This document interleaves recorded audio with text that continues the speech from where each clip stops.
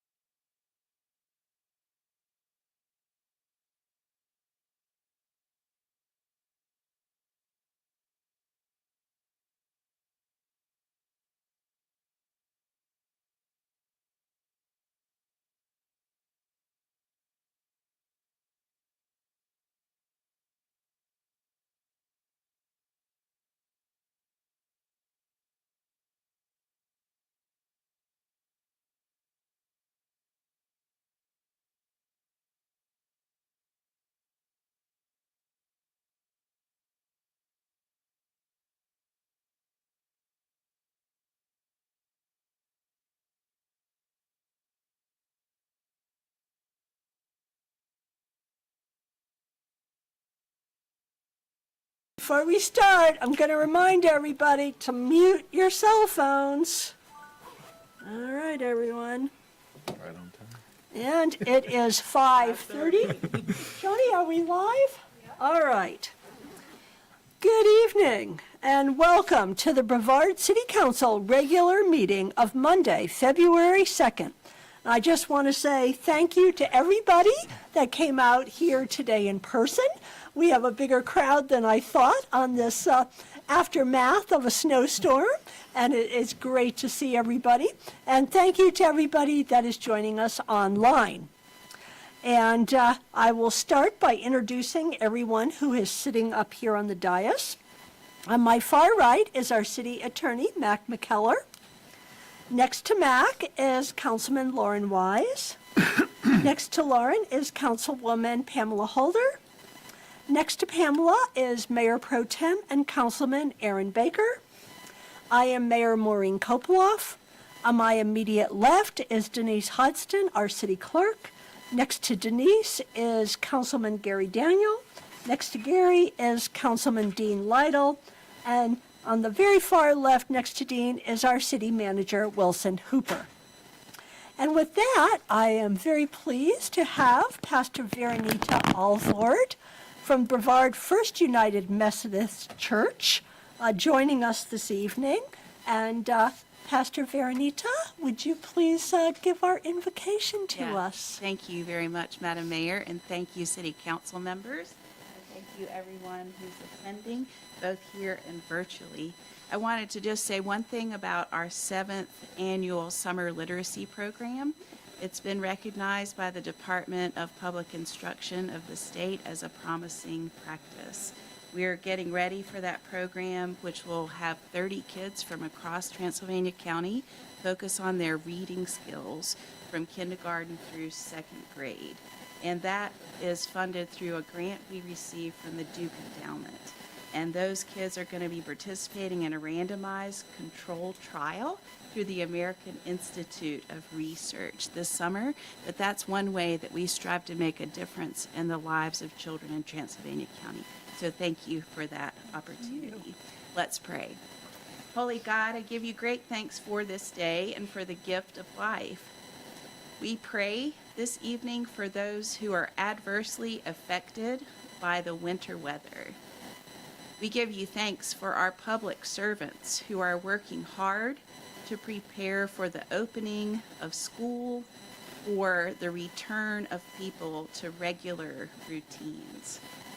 God, we continue to be sensitive to those in our community, near and far away, who have lost power and who are slim on resources. I thank you for each council person, for the time that they give on our behalf for a service greater than the individual. Your world is amazing, Holy God, and the people with whom we get to live are also amazing. You know that the world is complicated and complex, and that we as human beings are as well. Provide us with the courage and strength we need to make principled decisions with integrity as we consider our ethics and the good of the whole community. God, I pray this in your name, and we all say, amen. Amen. Thank you, Pastor. Anything else you want to tell us about your church? No? Okay. Well, thank you. That sounds like a wonderful literacy program, and we appreciate everything you do for our children. So, if everyone would please stand and join me in the Pledge of Allegiance. Attention, honor, pledge. I pledge allegiance to the flag of the United States of America and to the republic for which it stands, one nation, under God, indivisible, with liberty and justice for all. Madam Clerk, do we have a quorum? Yes, Madam Mayor, you do have a quorum. All members are present. Council members, you have the draft agenda. Are there any proposed changes? I'd like to ask that we move item K2 to new business. Any other modifications to the agenda? Do I have a motion to approve the agenda as modified? So moved. Do I have a second? Second. All in favor? Aye. Aye. Opposed? The modified agenda is approved. Council, you have the minutes of the January 20th, 2026 regular meeting. Are there any changes or corrections to the minutes? Do I have a motion to approve the minutes? So moved. Do I have I already have a second. Very good. All in favor? Aye. Aye. Opposed? Minutes are approved.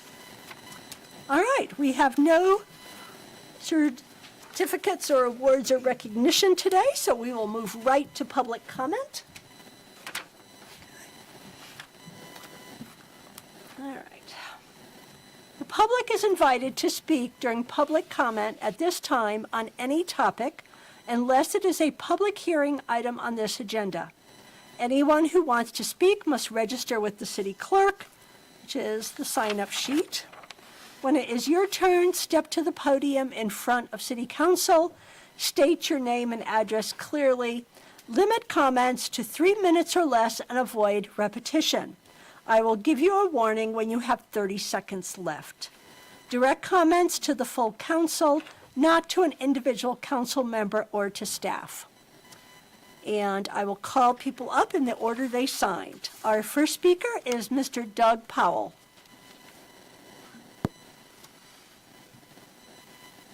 A very happy Black History Month to you all here this evening.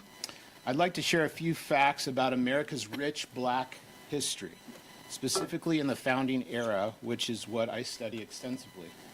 Although I received what I thought to be a very good public education, I feel a bit robbed by never being taught about these important heroes during my time in government schooling. The only Black American patriot of whom I learned about during the Revolutionary period was Crispus Attucks, who tragically lost his life at the Boston Massacre in 1770, an event which arguably started our road to independence from Great Britain. Until recently, I never knew that up to 10% of our fighting force in the Revolutionary War was made up of Black American patriots. This included Peter Salem, the hero of the Battle of Bunker Hill. After several charges by the British, the Americans were now out of ammunition. Peter Salem had only one bullet left. He bravely stood firm and shot Major John Pitcairn, who was leading the charge. This gave the Patriots time to escape, saving everyone's bacon.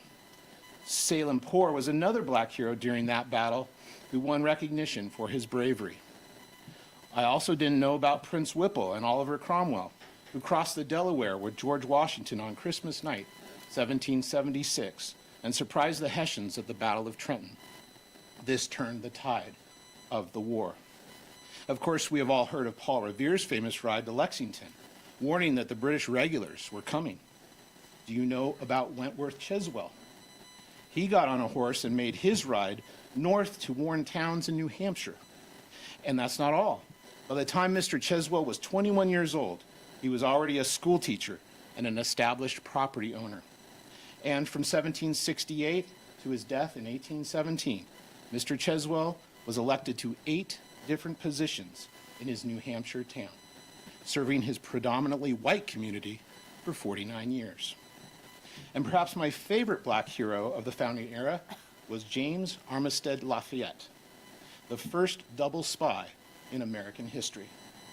He feigned being an escaped slave and began working in the British Army's camp. Eventually, he gained the trust of all the British generals, including Lord Cornwallis. The valuable intel he gained while working there 30 seconds. was passed back to General George Washington, which directly led to the end of the war at the Battle of Yorktown in 1781. These patriots are just a few of the Black American heroes that I have time to mention and am so thankful for, and I hope the good citizens of Transylvania County will take time to learn about these patriots too. Imagine what else we don't know about our rich American history. Thank you, Mr. Powell. Our next speaker is Jeff Brewer.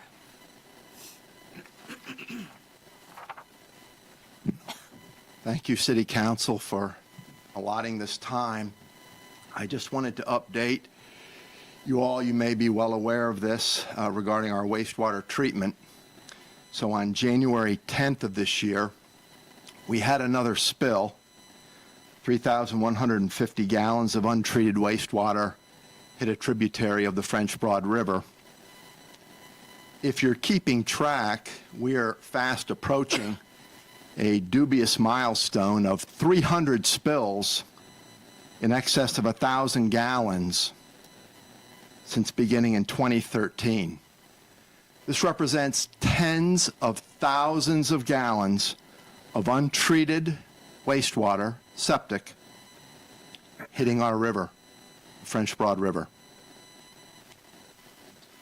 I went to our city website today to try to update some of these numbers, and the wastewater collections system performance annual report only goes through June 30th of 2024. I don't know if there's an updated one available. The city website says that the wastewater plant is designed to treat an average flow of 2.5 million gallons per day. And I know there are plans, I believe there are plans in place to try to increase that capacity.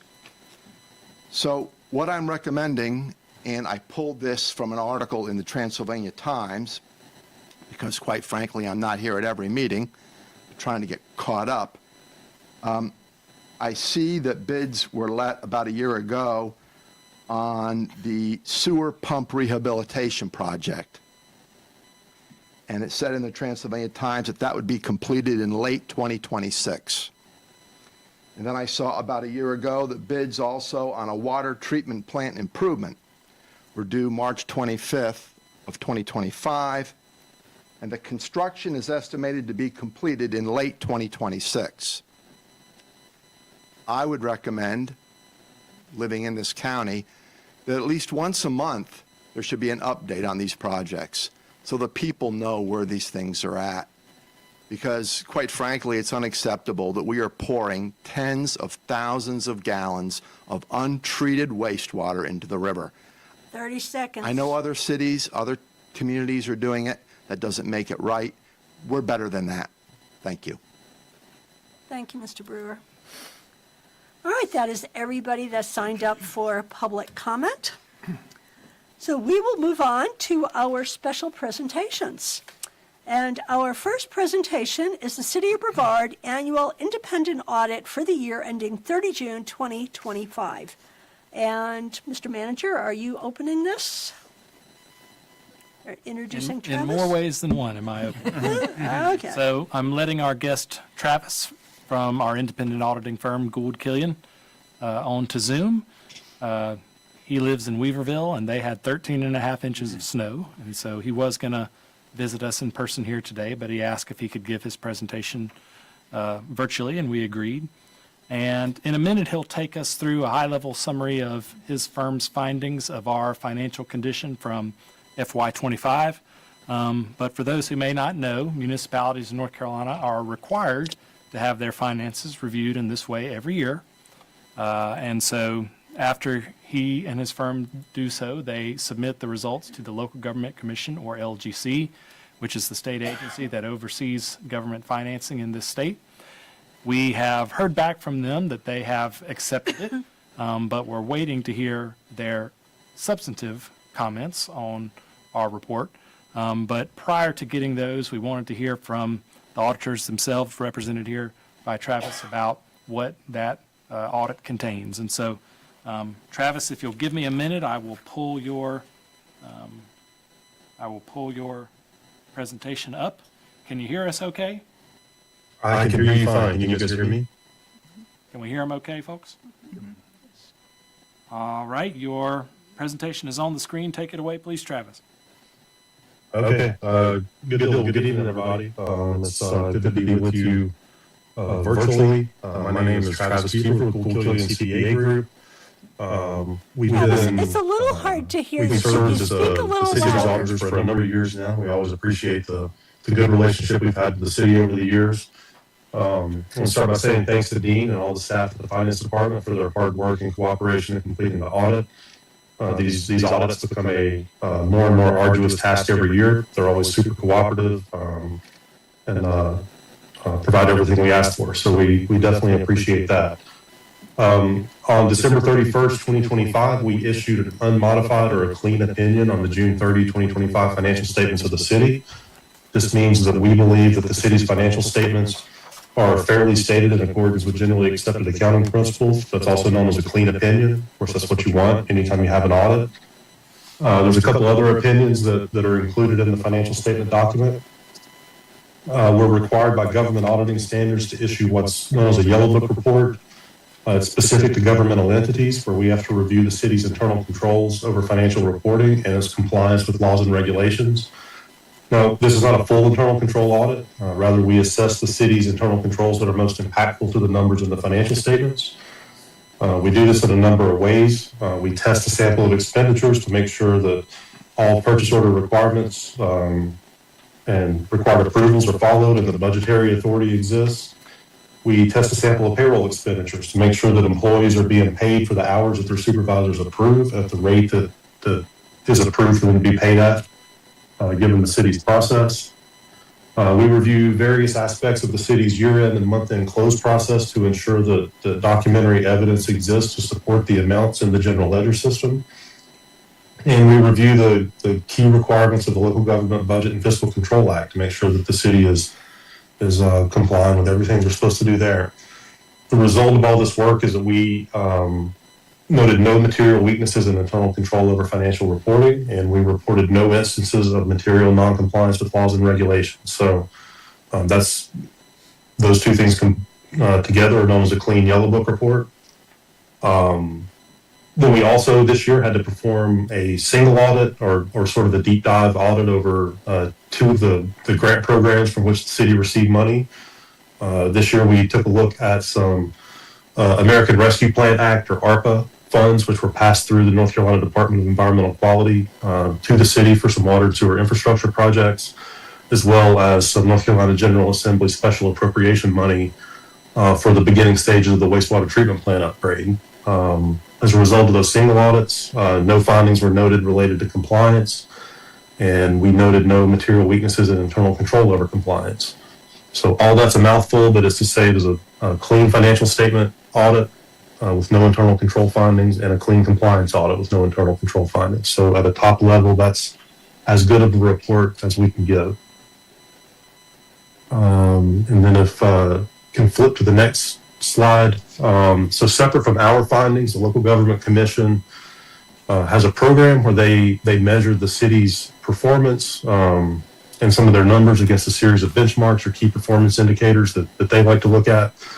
And we have to report anything that they note from their side back to you all at this public meeting. There was one, what they call financial performance indicator of concern that popped up. It was a small budget violation at the adopted ordinance level in the Health Insurance Internal Service Fund, where expenditures exceeded budgetary appropriations by almost $66,000 out of about a $1.8 million budget. We did not consider this a finding for purposes of the audit. We didn't really see any systemic issues with the city's ability to follow us on budget. This seemed more like just kind of a one-off instance, in our opinion. But the LGC does require that we mention it in this meeting, so we've done that. The next slide is a summary of general fund revenues during the year, received during the year. Like most other municipalities in the state, the biggest chunk of revenue in the general fund comes from ad valorem taxes. Most municipalities, City of Brevard's no different, gets about half or a little bit more of their revenue from ad valorem taxes. The city got almost $6.5 million or 52% of its revenue from that. Local option sales taxes came in at $2.5 million or about 20%. Those two combined get somewhere between 70 and 75% of the general fund revenue each year. That's pretty standard across all the municipalities that we see. Intergovernmental revenue, which is your state or federal funds that come into the general fund, basically other than sales tax. PAL bill money would be the biggest chunk of that. Came in at almost $1.3 million. The other category includes things like investment earnings, sanitation revenue, and vehicle garage revenue. So the next slide shows a bar chart that shows a year-over-year comparison for those revenue categories that we just talked about. You'll see the only significant change is in the other category, and that is related to sanitation revenue, which would be the fees the city charges to pick up garbage and recycling, things of that nature, which were accounted for in a separate fund in FY24. They moved to the general fund for FY25. So that's the reason for the revenue increase there. The other categories were basically flat year over year.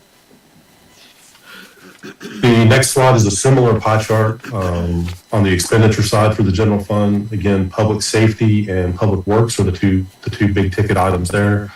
Of course, for the city of Brevard, public safety in the general fund is just the police department. The fire department is accounted for in a separate fund.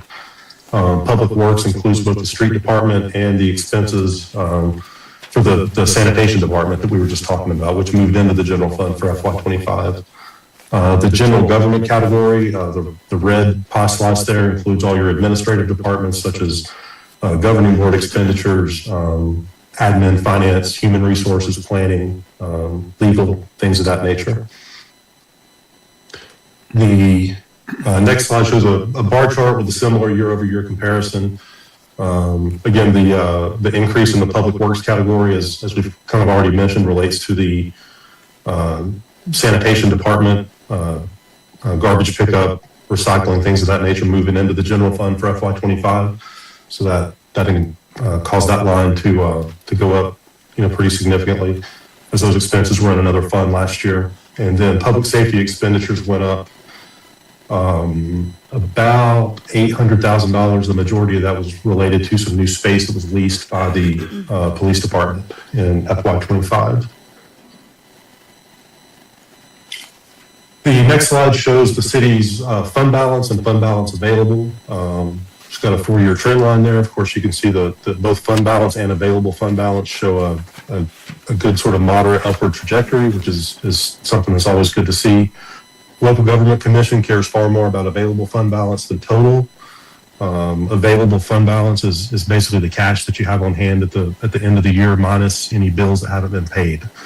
That's what's available for the governing board to make spending decisions with. So that's the number that the folks at the state really care about, and they really like to look at that number compared to general fund expenditures on a percentage basis. So the next slide shows that the city has a policy that says you should always have available fund balance is equal to at least 25% of your general fund expenditures each year. That's the equivalent of keeping about 3 months worth of expenditures in a rainy day fund, for lack of a better term. So you'll see the municipal average, which is the red line in the state of North Carolina, is just a hair above 60%. City of Brevard has bounced anywhere from around 32 to 40%. So above its own policy, a little bit below what a lot of other municipalities do in the state. Go to the next slide. This is the next to the last slide I have. It's some statistics related to property taxes. It's not a whole lot to report from FY24 to 25. Of course, the property tax rate stayed the same. So a very small increase in property valuation. Of course, it was not a revaluation year at the county, so you just had slight growth, just sort of the organic growth in a tax base that you get year to year. Current year collections were basically flat. They were up just a tiny bit. And the collection percentage for the year dipped ever so slightly from 99 down to 98.49. And the last slide that I have shows some statistics from the utility fund, which of course includes the water and sewer fund over the last 4 years. Unrestricted net position, which would be the utility fund's sort of equivalent of fund balance or retained earnings in the for-profit world, was about $2.5 million. They included a $1.5 million positive change in net position or net income for the year. That fund generated positive cash flow from operating activities of $2.1 million. That $2.1 million in positive cash flow allows you to make debt service payments and make capital expenditures. So we made about $1 million worth of capital expenditure during FY25 and paid down about $1.7 million in debt service. That's principal and interest. Otherwise, I think, yep, that's the end of my slide. That's about all I've got. I'm happy to take questions if anybody has any. Thank you, Travis. We will open it up for comments and questions from City Council. Mr. Lytle. No questions, just one comment, and we had met earlier. I think it is interesting for us to look at other municipalities, understanding that we're different in a lot of ways, but to look and to continue to do that so we know sort of where we sit and be able to recognize certain things that might be a red flag or not. So I just encourage us to do that, and I'd be interested in seeing that. Mr. Daniel. As Mr. Lytle said, we had talked about this earlier. So I feel comfortable with this report, and I have no other comment. Mr. Baker. Yeah, I just want to thanks to Dean and the audit team for the hard work that went into this. I'll just mention, the little financial indicators of concern. Is that what they're called? That the LGC. I can remember a couple years ago when we had, I think, 3 or 4 of those, and we have to write a letter sort of explaining ourselves. But so it's nice to see that we're whittling those down, and the one that we did have this year was related to healthcare, which I just wanted to flag for us all as we head into the budget season. I know, just like all individuals, individual Americans are dealing with the cost of healthcare. The city is not immune to that. So healthcare costs are going to continue to be difficult to budget for and continue to go up. And so that's going to have to be a part of our discussion when we talk about the benefits that we supply to our employees and the importance that we place on that. Ms. Holder.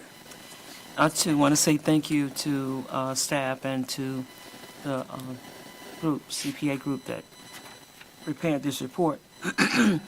To Aaron's point, I too had questions and concerns about the financial performance indicators of concern regarding healthcare, and I think we identified some areas that staff will come back and bring to us that may be helpful in avoiding this the next time.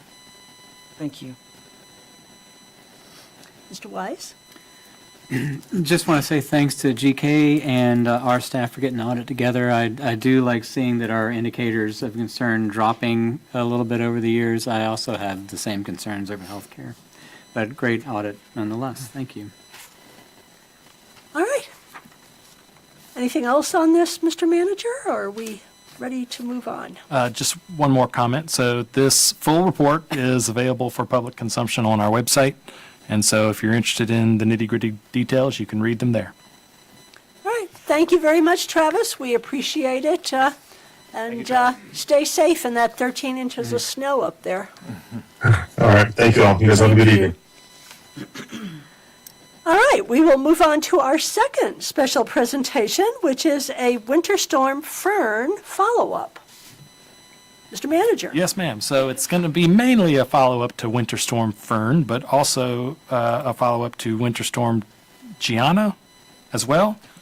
So my observation was that as we prepared for Fern, there were 2 factors that I thought sort of defined our preparation. The first was that everyone had the memory of Helene in mind. But the second factor was that this was a much more sort of traditional storm for this part of the world. And so our preparations were more traditional in that sense. But I'm going to invite up both public safety chiefs, starting with Chief Owen, to talk about what their departments did and saw over the course of last weekend, and maybe a little bit from this weekend. And then after that, I'll ask David to come up and share what our public works and utilities staff across the organization did and saw, and some of the follow-up that we have in those areas as a result of the storm. So, Chief, take it away. Hey, good evening, Council. So during tropical or winter storm, I keep saying tropical, so you got my mind in another place. I guess we need to go traffic. During Winter Storm Fern, the fire department, during that period of time, over the weekend, answered 64 calls for service.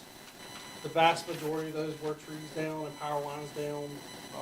However, right at the height of it, when it was pouring, freezing rain, we did have a structure fire off the Lambs Creek Road. It was right during the period where everything was falling, so very limited access to it, but luckily report that they were able to get there, get the fire stopped with minimal damage to the inside of the house. So that was great. We also, during that time, had a pretty severe accident on Rosman Highway that was caused by the ice on the roadway. But other than that, like I said, was the majority of it were trees down, power lines down. That was an increase, probably triple what we normally run in that period of time. To give an example, during the last one, this past weekend, we done 28 calls for service during that. So it was a whole lot slower for us, but we didn't have to read the power lines falling anywhere. And actually, out of those 28 calls, there were only 2 of those that were really weather related. So 28 was pretty number of calls for them. Also, during the first storm, we did operate the warming station in our Lower Bays Fire Department from 9 a.m. to 7 p.m. We provided coffee, snacks, and one location for people to come to. It wasn't utilized very much at all. For the most part, there were some of the unhoused that came and stayed for a few minutes at a time, and they unfortunately left one member that has some disabilities there, and would use that to come drop him off for the day. Well, it wasn't an issue. He was very easy, very good mannered person, but that was one of the issues that we've seen is because with someone down there, we do something there all the time. Takes away from the ability to answer emergency calls. All of this was done without any accidents or injuries to our people. Had one very minor truck incident where a stick popped up and knocked something off the bottom of the truck, took it out of service for a little while, but I was able to fix that the following day. But overall, we fared pretty well. Like I said, the storm that came in this past weekend, we were very fortunate. A lot of people who wanted to stay off the roadways, because the roads were actually a whole lot worse during this than they were with the ice storm, but people stayed home and we didn't have very many accidents. So, where we're at. Any questions? Thank you, Chief. As Chief Winsell comes up, Chase, you also said that in addition to the 60 or so calls, y'all also stopped on your way back to the station and took care of a number. I neglected to mention that. So the 64 calls that I mentioned were the calls that we were dispatched to, and we probably had 30, if not more, self-initiated calls that never went through the 911 system that were run, or while we were on the way to calls.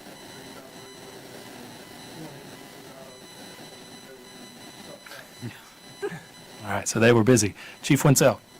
Good evening, Council. Similar to Chief Owen, the Brevard Police Department maintained stable operations throughout both weekends with Fern and Gianna. We had adequate staffing. We did prepare more for staffing during Fern. Based on the warning center, we did assist with providing security details at the warning center, as well as additional officers on our roster for those evenings, given the weather. I will say I do believe the public, which I express gratitude for, heeded the warnings to stay off the roadways. During Fern, we actually, from Friday to Monday afternoon, we only answered 18 dispatch calls for service, which is a pretty good indicator that most folks decided to stay off the roadways and use their riders. The majority of those calls were welfare checks, hospital escort. We did have one traffic crash that resulted in a DUI arrest, so someone got a little happy when the night went out driving. It didn't work out so well for them. Other than that, our self-initiated, we had 18 self-initiated calls for service. Those were basically checking on known areas where our in-house population was frequent to make sure that their safety was okay, monitoring slip roadways, and then standing by for downstreams. I did want to give a special thank you to our public works. We did have one of our officers that got stuck on some slip roads and had to stay by and wait until public works got out there, but they did a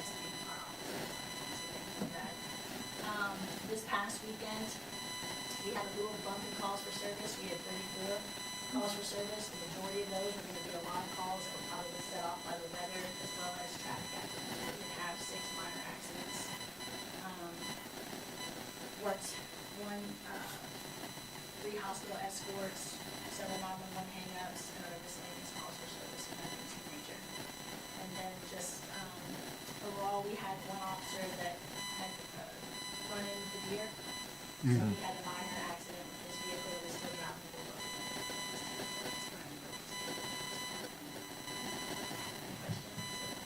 Thank you, Chief. We're going to do questions at the end for all of the brief. And now, Mr. Todd, to talk about utilities and public works matters. Good evening, Madam Mayor, Council. I would be remiss to not start off by saying that, and I believe the chiefs would probably say the same thing, we have an amazing group of folks that work here. These storm conditions are tough, and we had folks show up, no complaints, just people do it because they like to do it, and it seems really, it's a little strange when you think about it, but we've got folks that are just willing to come in and do the hard work and make things happen, so I'm thankful. So Dennis Richardson and his crew at the water treatment plant, Wesley Shook and his crew at the Public Works, and Aaron Wines and his crew at the wastewater treatment plant. Without those folks, my story would be a lot different tonight. But let me just kind of start and run through each of those facilities. At our wastewater treatment plant, at our water treatment plant, we did lose power, and we went on our backup generator, our 40-year-old backup generator, that has a new generator arriving in February. So we were all literally hoping and praying that this generator just kept on trucking along. And thankfully it did. It held its own, and we maintained power at the water treatment plant. We did have, when we lost power at the water treatment plant, we had what's called a phase to phase. So there's 3 phases of electricity coming in. And somewhere along the way, 2 of those phases touched. And that wreaks havoc on electronic components. And we lost a fuse, a little 1 amp fuse about this big, and it took all the controls out to our raw water building. So things would not operate automatically, they would still run. Folks could come out and turn pumps on and off and keep making water, but things would not run automatically. So Dennis and I were able to get that corrected and back online the next day. It took a little bit of digging around, but we were able to fix that. But that's not something, it's ironic. That's not something, if we'd had our new generator in place or our new items in place, that would have been prevented. That was likely caused by the phase to phase, or it may have been caused by the surge of when we go from Duke Energy to the generator. Sometimes that surge of power causes things to trip. But in any case, we were back up. We kept running. We made water. We never stopped making water and providing water to the town. On the public works side of thing, Wesley had 4 folks in that were, himself included, that were doing the best they could to deal with the ice. Most of what they did was pre-preparation. So we got out, we put salt melt on all of the handicap ramps and the entrances to all of our crosswalks. We did do a little bit of pre-treatment with salt. We normally do not do that. DOT gave us, we worked together with DOT. We help with some of their roads, and they help us with some of the materials. So we did put some salt down on some of our roads. And then once the ice hit, his folks were back out putting down chat and sand mixed together. Chat's just kind of a small gravel, so we run around and put that on all the hills and slick spots to try to make roads as safe as we can. And then they did what they could with the plows, but frankly, ice and snow are not a great combination. Plows work great with ice. Ice and plows are not a great combination. Plows and snow work really well. But we had 1 tree down on Thompson Street, which is kind of off the end of West Main Street, and several branches down. His folks were on that, got those things cleaned up, kept things going. And then, as you heard, we helped with our own folks, keeping everybody moving and running around town as best we could. Then on the wastewater treatment side of the house, we really had no issues. We had a gentleman volunteer to stay overnight at the plant, slipped on a cot in one of the break rooms, and everything stayed up. We never lost power to the wastewater treatment plant. It functioned fine all night. One of the several of the wastewater collection pump systems that move the sewage from town to the wastewater treatment plant lost power. And we have generators on most of those plants. All those generators kicked in as they're supposed to. Some of those pump stations don't have pumps, don't have generators. The ones that don't have generators, we monitor, and we have the ability to go and pump those plants down and take it to the wastewater treatment plant. They're small collection facilities. So as the power was restored to those facilities, we did experience one problem on our Neely Road pump station, which is our largest and kind of most modern pump station right now. It won't be once we finish our sewer pump rehab project. But that plant, and we knew this problem was there, the transfer switch on the generator allowed the power to transfer when Duke went down, allowed the generator to come on and kept the plant running. We again experienced a surge at that plant, and several of the electronic pieces of equipment went down. And it took folks going to that facility to reset that equipment. It did not, however, take everything down, and we never lost operations. So everything throughout this whole storm, all of our facilities continued to operate, and kept making water. We kept moving sewage to the plant. The Neely Road pump station, there is a transfer switch that makes that happen between Duke and the plant. That transfer switch, while it transferred electricity to the plant, did not want to release and let go of the generator and go back on Duke when Duke came back online. So we had to spend a couple of days troubleshooting that, and it finally resolved itself. So we're aware of that switch being an issue. We actually have a quote to replace it on hand. One of the things we're kind of working through, it's a very expensive item. So we're going to expedite that, having seen, further issue with that plant. But for the most part, everything we had worked as designed, but it definitely, drew some attention to that, in particular, that transfer switch. But the rest of the items, I believe, were successful. That's the extent of my update. Thank you, David. And I'll just conclude by reiterating what they said, and that is I'm so proud of our folks for weathering, figuratively and literally, the storm to come in and continue providing services to the residents and visitors of Brevard, and I'm so proud to be a part of that team. I will open it up for questions from council, and we will start with Mr. Wise. I don't have questions. It did feel like we prepared well for, what was the first one called? Fern, yeah. But I want to just express all the thanks in the world to both our fire, police, and public works. They work really hard for the people of the city, and I think we saw that over the past 2 weekends. I mean, if we listen to not only the responses they had, but the little drama around it and having people come in, I can't tell you how important that is. Ms. Holder? I don't have questions either, just thanks, gratitude. I lost power, and I'm not a mountain girl. And you would think, being from New York, that I would be kind of used to this, but it's a different kind of cold. I told my friends, I said, it's a new kind of cold. So I chickened out and got a place that had heat. But I want to say thank you as well to the staff. I actually thought about you all during this time and remembered some of the stories from Helene, and I knew it would not be that extreme, but also it would warrant the loyalty that you have to provide services and make sure that we have what we need as citizens in this city. So thank you, and please extend the thanks to those who are not here today. Thank you. Mr. Baker?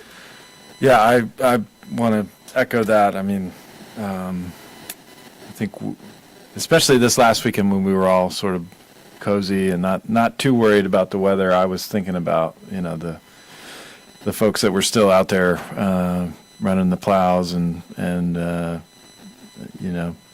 checking on folks, and they don't get to be cozy next to a fire or sipping hot chocolate and enjoying the weather. They're out there in it, so they definitely have my gratitude, and sounds like the entire council's gratitude for that. And for management, I just want to say it's in a weird way, it's nice to hear that,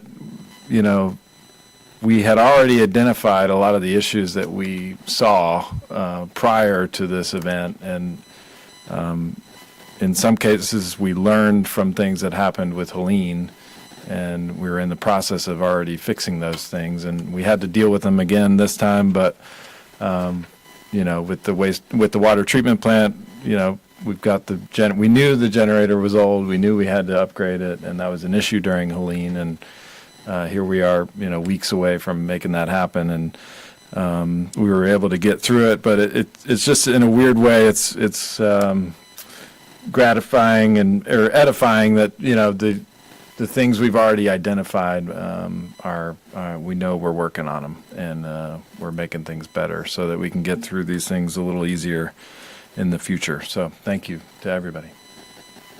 Mr. Daniel? I too would like to express my gratitude to the staff and the work that was done, as Mr. Baker said, to keep us all warm and cozy and safe. So thanks very much. Mr. Lytle? Thank you as well. And for those of you who don't know, I spent several years recently in the coldest place on earth, some days during the winter. And I was really proud of the city in the clearing and how we handled the storm. I didn't really know what to expect in terms of how much snow we got, but we got quite a bit, and did such a good job. So thanks. And I will just add that I have heard nothing but compliments over the last storm, especially for Public Works and the road clearing of the snow. People were just amazed that the Public Works crew not only went by once, but seemed to have gotten most of the roads twice. So please pass that on to our employees. A city is as good as the people that work for it, and it is our people that make it so special. I did have one question. We didn't experience any water line breaks. Is that true?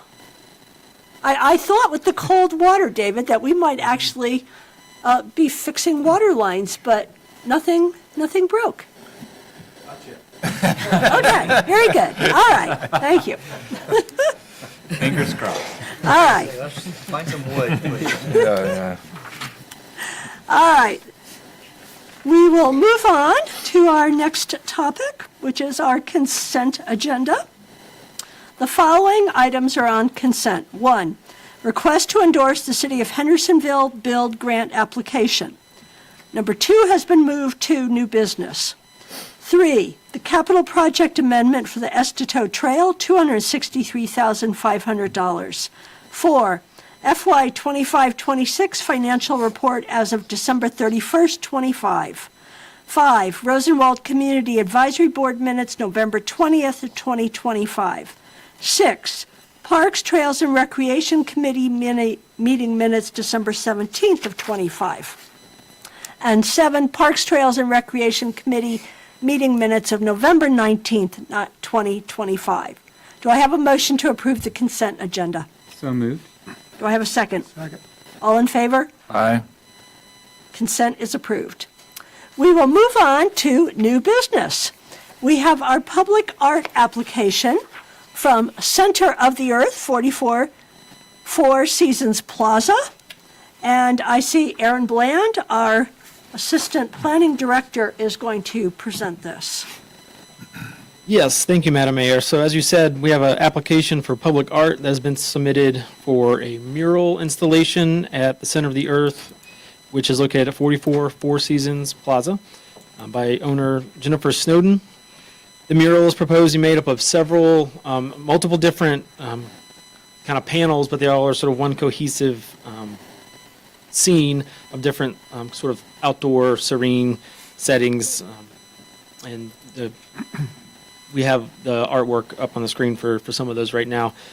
The public art policy dictates that requests for public art outside the downtown development overlay district get sent to the planning department for review and then brought before city council for approval.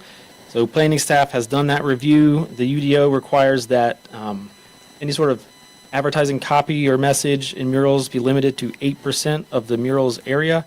And based on the application materials, this complies with that. It only has 5.9%. So before you tonight is a resolution to allow the permitting and installation of the mural. So that is your action item before you tonight. And although the policy does not speak to any specific additional action options, you do presumably have the option to request any sort of, tweaks or changes to the design. So that's what I have for you. Again, the kind of renderings are in your packet, and also we have them up on the screen. I believe Ms. Stone is here. If you have any questions for her, she's here as well. So that's all I have for you. Okay. Ms. Stone, do you want to say anything to council before we open this for vote and discussion? I mean, I'm happy to answer any questions. I'm going to tell you why we want to do it, I guess. I mean, Please come to the microphone. Hi. Hi.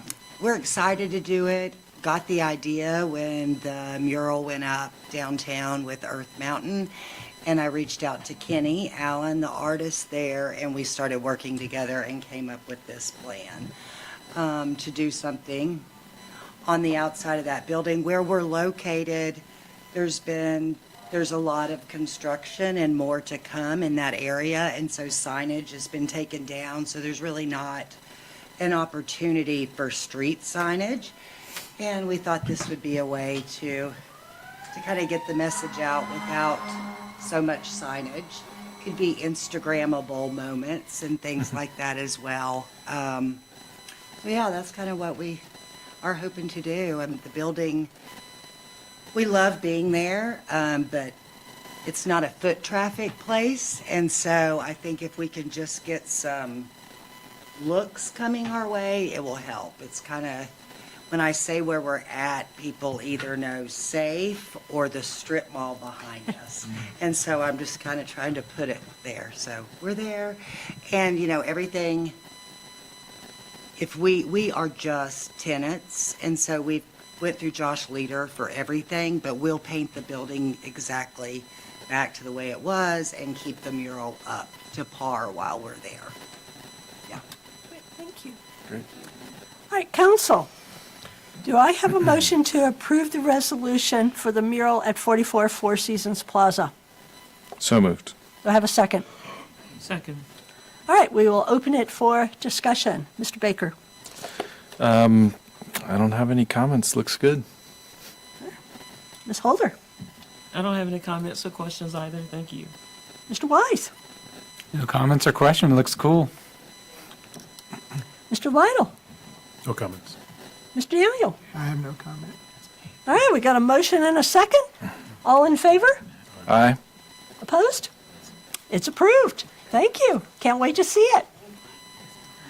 All right, we're going to move on to our second item of new business, which is the amendment to the 2026 City Council meeting schedule, the March priority setting retreat.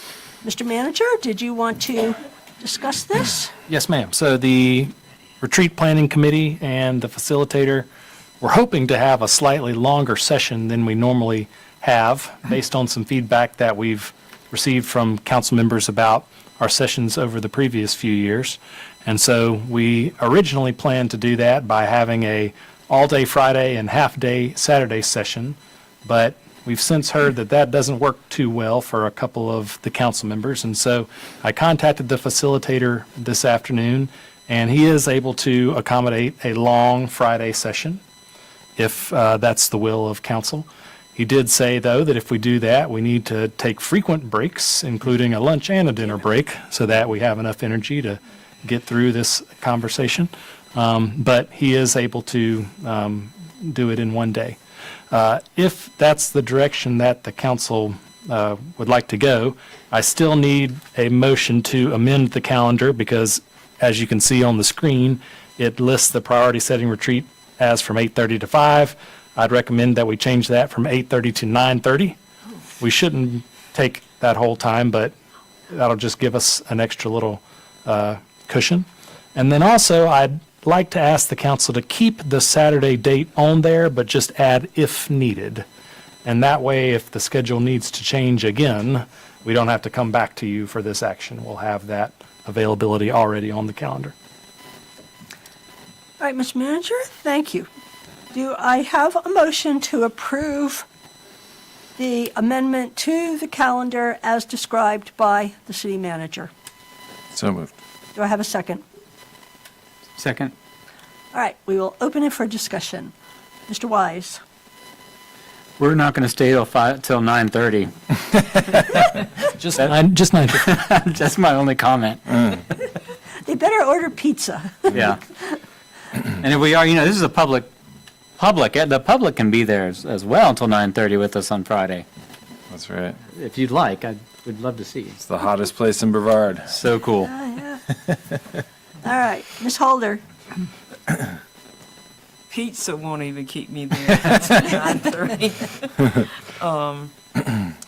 I don't know if there's an option to look at another weekend. I know there's a lot of work and a lot of change. I just can't see being there from 8:30 in the morning till 9:30 at night. I used to do 24-hour on-call shifts at the hospital, but at least I had a bed to sleep in. And that just kind of reminds me of that, like 12 hours, 13 hours? So I'd rather see another alternative. Realistically, I think that we'll probably be done at around 8:30 or so. I just want us to advertise 9:30 so that we're legally able to stay if we need to. Mr. Baker? Yeah, it's a tricky one. I can appreciate what the planning group was doing, and I certainly remember a couple, I think it was 2 or 3 years ago, when we did feel rushed. I think last year we actually left a little early and ran a little bit more of an efficient meeting. So I'm hoping that we can be organized and efficient and get out of there, early, around dinner time on the first day. I do have a personal conflict on the Saturday that I can't move, so I wouldn't be able to be there that day. But I'm hoping we can get everything done on Friday and get out of there at a reasonable time. Mr. Daniel? Well, I'm sort of with Pamela somewhat. Once you reach a certain age, 12-hour meeting starts to lose some Not at that productivity. age, but. Not her, me. But I'm willing to give it a shot. I'll put the time in on that. That's what's necessary. But I would like to take this opportunity to let everybody know that I will not be here for the budget workshop. I will not be here for the first 3 weeks of April. I'll be out of the country. So. Mr. Weidel? That's a really long time to be doing planning. And it's probably it's important. So I would rather see if we can move it. Having done things like this many, many times even till 5 o'clock is a long time to be fresh and to be able to give it the seriousness that it needs. And then there's also, I think, a benefit of, coming back the next day, sleeping on discussions that you had the day before. I don't know if it's a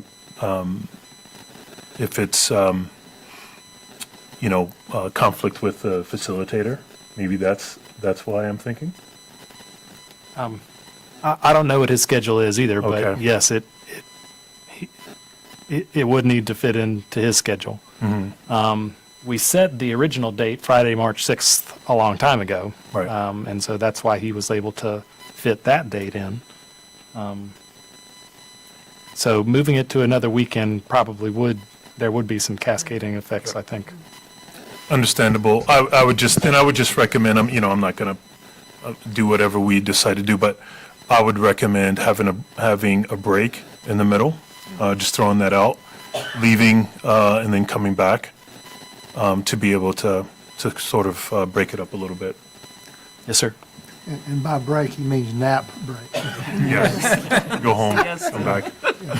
And Mr. Manager, I would just add, we tried to get the facilitator to do Thursday and Friday, and he was unable to do that. And March 6th was one of the only dates that we could actually get all 5 council members to agree on initially for the He meeting. was We available went the through. 6th and the 7th, correct? Yes. Yeah. Yeah, but not the 5th. So Right, right. That was the problem with some of the dates, and we looked at 3 or 4 other options besides March 6th, and that was one of the only times when every one of elected officials was good. So there just weren't a lot of other good options out there. So I will just add that. All right, well, we have a motion and a second on the floor. I'm going to go ahead and call for a vote. All in favor of changing the schedule so that Friday is from 8:30 to 9:30 p.m. and Saturday if needed. All in favor? Aye. Opposed? Opposed. So was that 4 ayes? Mr. Whittle, I didn't hear Yes. okay, so I have 4 ayes and 1 no. Okay, the motion passes. All right, and that is the end of new business, and we are on remarks, and we will start with Ms. Holder. Yep. All right. I want to thank Mr. Powell for the remarks regarding Black History Month, and it is an exciting time.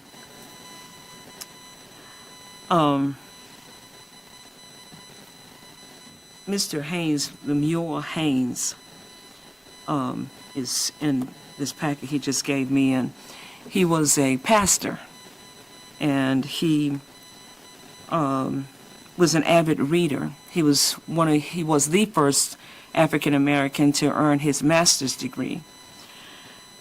And he said every night he would make it his business to know more than he knew in the morning. In that morning, I want to challenge us to make it our business to know something more about a Black person or an African American person that you didn't know that morning when you woke up. It means we have to Google, we have to read somewhere, but to know something more about someone who added to this country, who was Black or African American, that you didn't know when you woke up that morning.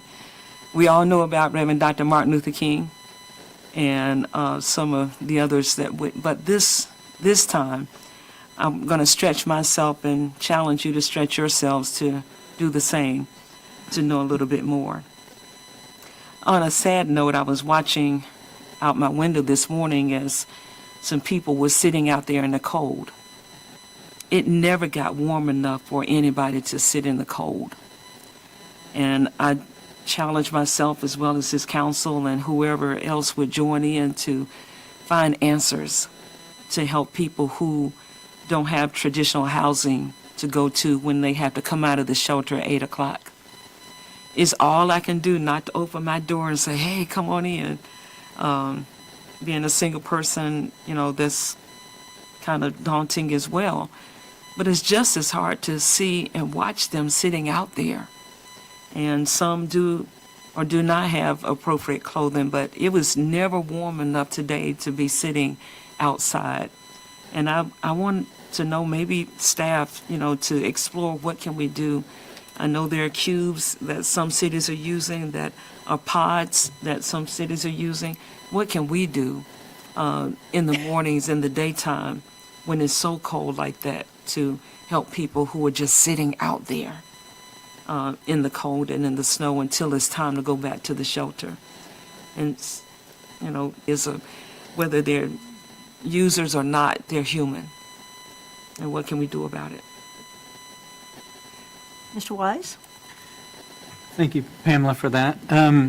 Yeah, I want to just comment on the value of having public speakers, because we had two today, and I'm really grateful they're here. Mr. Powell, thank you so much for educating us. I think there is a critical lack of understanding about how so many people in our great nation is formed, and especially Black Americans, who have been pivotal in transforming this country and making it what it is, certainly. And I would hope we all celebrate Black History Month in the month of February.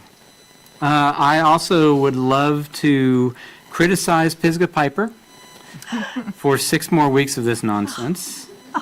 I don't know who got paid off or how this happened, but I don't approve, and I'm looking into it. We object to that.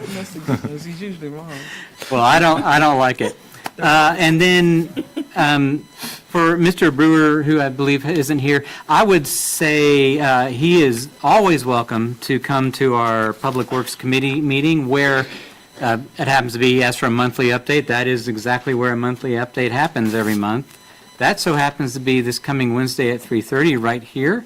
And we go through all the active projects that we're undergoing. And so I think we would love to see more of the public. And if you can't make it, the minutes for that meeting are always available. But that is a fantastic resource, as are all of our committees, to come see what's really happening, because we kind of take care of some business up here, but that's where the real, I mean, I'm going to put action in quotes, but that's where the action is. It's where we can really get down. And I would hope that he would come to those meetings. I would love to see anyone join us.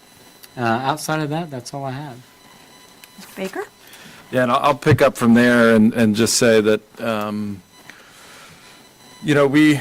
since my time on council, we've definitely emphasized the importance of getting information out to the public, and even hiring a public information officer for the first time for the city, and really putting an emphasis on transparency, but just communication to the public in general. And I can confidently say that information about the city is more available today than it probably ever has been in our history. That doesn't mean that we can't do better. We can always do better. But I also think that citizens, especially citizens that have concerns or questions, also have a duty to inform themselves using the tools that are out there and that are already available. And that is things like coming to committee meetings, but, as Lauren said, even if you can't make those meetings, they are at some awkward times or bad times for working people. Sometimes those minutes are always available, and often those are available online. And so all of our budgets, we talked about the audit today, all of those things are public information and easily accessible. We also have a staff that is, I think, very responsive to questions from the public. And so if you have concerns about something, please, take the time to find the right information or ask a question of staff, because there are people that can help you navigate the budget, the audit, any of the minutes, anything like that. And we live in a place where, and in a time when information can be overwhelming, I think. And we also live in a place where we don't have the benefit of a huge media outlet. The Transylvania Times does their best and WLOS does their best, but we sort of have to do it on our own. But that doesn't mean we can just make up our own facts or stories, and we do have a duty to find out the truth. So that's all I have tonight. Thank you. Mr. Daniel? I would just like to say one thing, is that if you are as appalled as I am by the events that have taken place in this nation in the last week and a half, 2 weeks, you should write your congressman. It's pretty easy.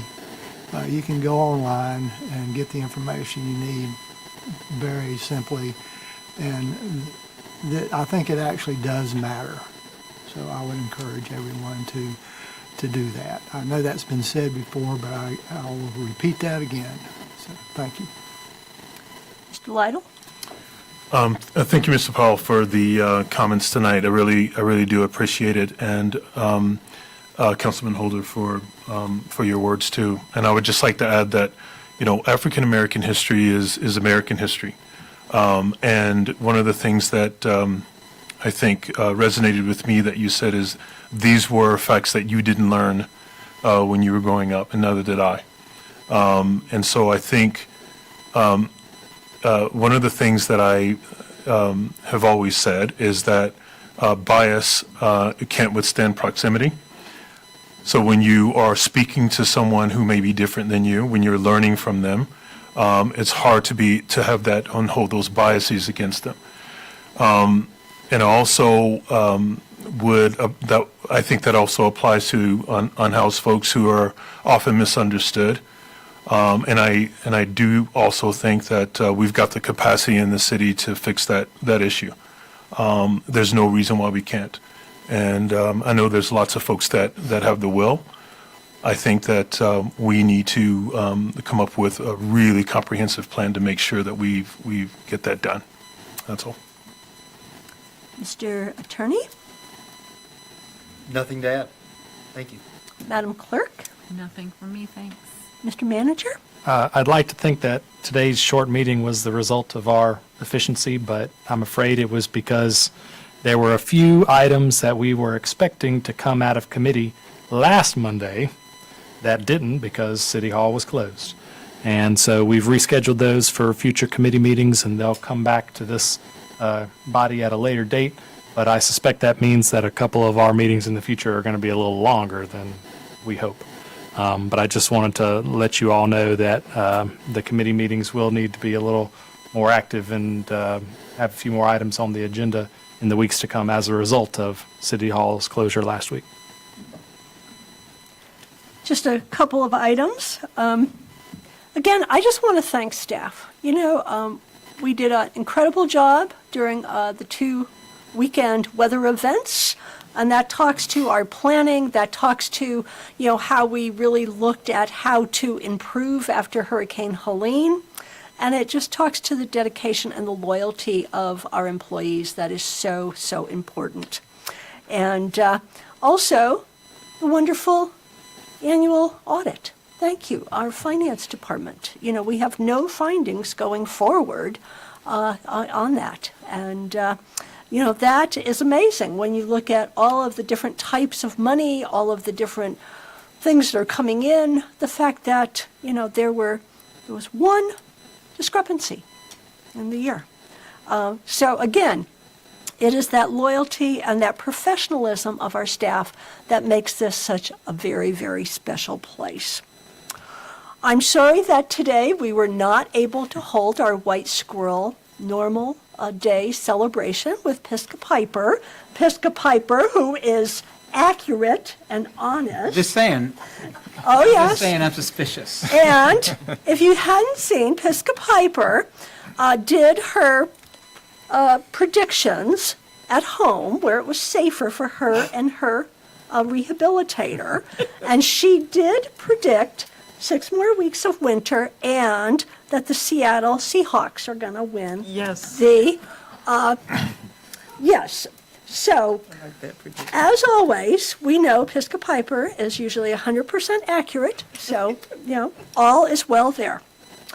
I do want to point out that we have another way of getting information. That is our Talk of the Town newsletter, which is sitting over there, which comes out quarterly, that is online. There are copies around, but it also gives you more information. So we have increased constantly our outreach and really providing that information to people.